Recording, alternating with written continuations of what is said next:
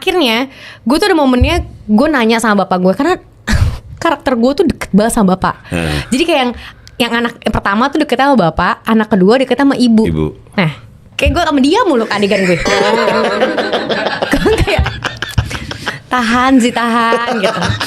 Dia lagi syuting tiba-tiba cekukan.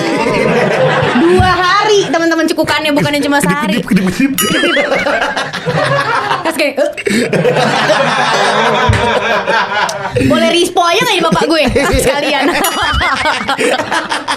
Asam urat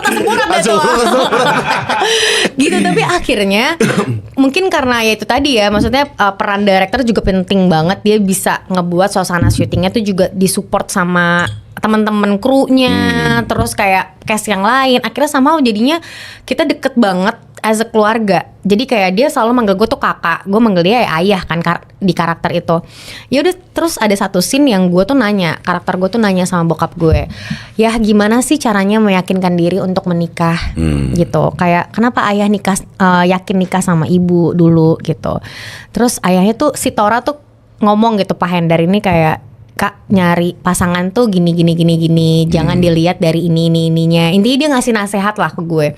Itu scene yang biasa aja, obrolan anak sama bapak senormal mungkin lah gitu. Wajar anak perempuan nanya gitu sama bapaknya gitu, ya.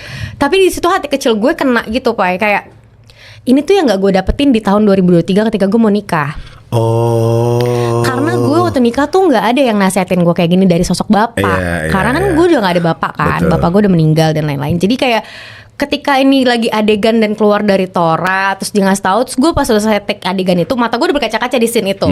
Padahal sebenarnya harusnya nggak nangis, tapi gue kayak ya kegamangan karakter Niken ini juga membuat suasananya jadi haru lah. Terus selesai scene gue bilang, ya gue manggil dia jadi ayah kan, ya makasih ya aku. Terus gue udah nangis tuh.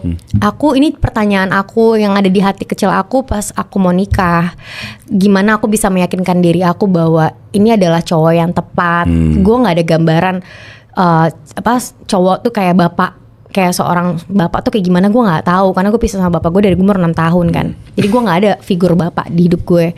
Terus tiba-tiba keluar dari mulut lo, walaupun ini by script, tapi ketika udah di take gitu ya, rasanya tuh beda gitu. Jadi kayak gue ngerasain ternyata Allah ngasih gue jawaban tuh dari lo, makasih ya kak, gue bilang gitu. Terus dia ikutan nangis, kan jadi nggak haru ya, dia ikutan nangis juga, cengeng juga bapaknya kayak anjing gue udah haru-haru. Gue kan kayak makasih ya kak, dia kewibawa kayak gitu, kayak iya sama-sama sih gitu kali ya, ini nggak? Iya.